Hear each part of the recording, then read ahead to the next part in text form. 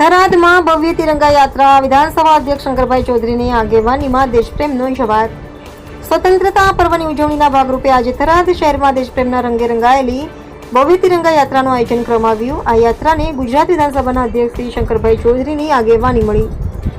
યાત્રાની શરૂઆત રેફરલ 3 રસ્તાથી થઈ હનુમાન ગોળાઈ ચોક સુધી ઉત્સાહભેર આગળ વધી।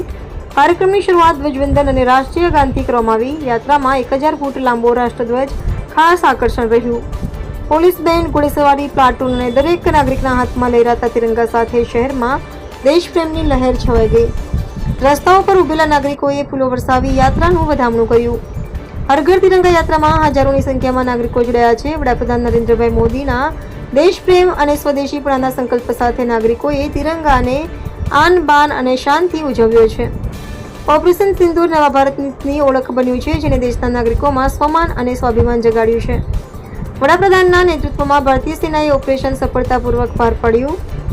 યાત્રામાં ભાજપના અગ્રણીઓ, સ્થાનિક નેતાઓ, પૂર્વ સાંસદ પરબતભાઈ પટેલ, જિલ્લા પોલીસ અધિક્ષક અક્ષયરાજ મકવાણા, થરાદ પ્રાંત અધિકારી ટી કે જાની, જિલ્લા અગ્રણી કીર્તિસિંહ વાઘેલા, કનુભાઈ વ્યાસ, બીડી રાજપૂત સહિતના અધિકારીઓ, પદાધિકારીઓ, પોલીસ જવાનો, સરકારી કર્મચારીઓ, ગ્રામ પંચાયતના સભ્યોને મોટી સંખ્યામાં નાગરિકો તથા વિદ્યાર્થીઓ હાજર રહ્યા।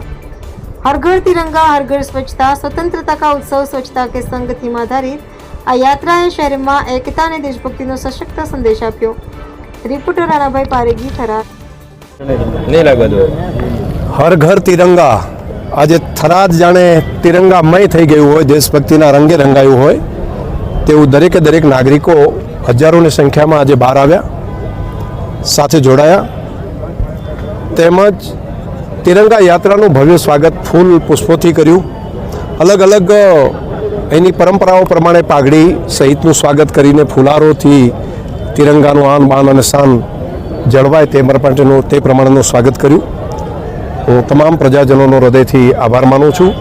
દેશના પ્રધાનમંત્રી મોદી સાહેબે જે દેશભક્તિની વાત કરી છે, જે સ્વદેશીપણાની વાત કરી છે, એ સ્વદેશીપણું એ દરેક નાગરિકનો સંકલ્પ બને તે ભાવ સાથે આજે તિરંગાને આન બાન અને શાન વધે તે પ્રમાણે બધાએ સલામી આપી છે। ઓપરેશન સિંદૂર બાદ પહેલી વખત જ્યારે તિરંગા યાત્રાને લોકોમાં ઓપરેશન સિંદૂરે દેશની અંદર દેશના દરેક નાગરિકની અંદર એ સ્વમાન અને સ્વાભિમાન જગાડ્યું છે।